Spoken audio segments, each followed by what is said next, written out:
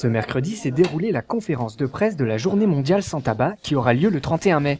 Une occasion pour l'ARS de revenir sur son engagement. Le tabac, c'est encore la première cause de la mortalité évitable en France et en Bourgogne particulièrement.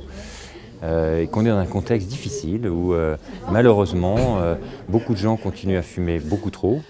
Et nos priorités, vous savez, en Bourgogne, c'est un certain nombre de pathologies ou de populations, le cancer, les maladies cardiovasculaires, le diabète, mais aussi les personnes âgées, les jeunes, les personnes en situation de précarité. Et à chaque fois, on retrouve le tabac et on retrouve les comportements d'addiction au tabac. Donc voilà, c'est vraiment pour nous une très très forte priorité pour réussir dans l'amélioration de la santé des Bourguignons. Bien que de nombreuses solutions existent afin d'arrêter de fumer, le tabac tue plus de 60 000 personnes par an en France.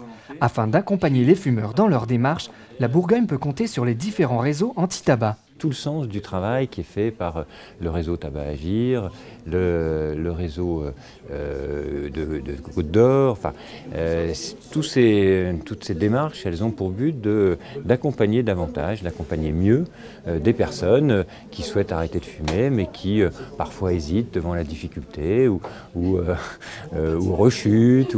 Voilà, c'est tout le sens de notre action, c'est une relation personnalisée, un accompagnement personnalisé avec des personnes qui prennent conscience qu'il faut arrêter de fumer. Pour cette journée sans tabac, ces réseaux se mobiliseront afin de sensibiliser le public aux conséquences du tabagisme. On essaie de leur mettre à disposition des moyens de s'arrêter. On leur explique, que ce soit eux ou que ce soit leur famille qui soit concernée.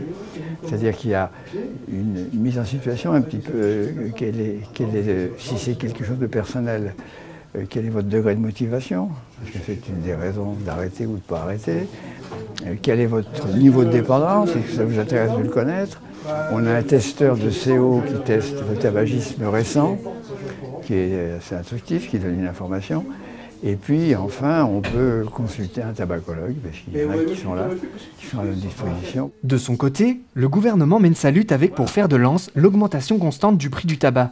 Une politique qui a ses avantages, mais aussi ses inconvénients. Ça a un impact sur les gens qui sont déjà motivés. C'est sûr, parce que souvent, c'est le petit pichenette sur la branche qui fait tomber la pomme. C'était mûr, mais voilà. Et ils en profitent, effectivement. C'est ce qui s'est passé quand la loi est repassée en 2006, confirmant la loi Evin. Il y a un grand nombre de gens qui, à un moment donné, ont dit que ça serait vraiment le moment.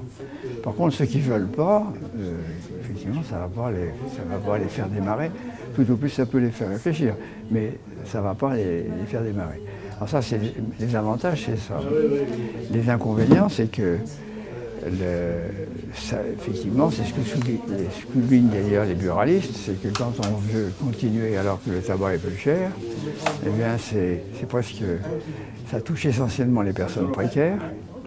Pour vous donner un exemple, quelqu'un qui est au SMIC, payé au SMIC et qui fume un paquet de cigarettes par jour, au bout de l'année, il n'est pas payé pendant 12 mois, il est payé pendant 10 mois.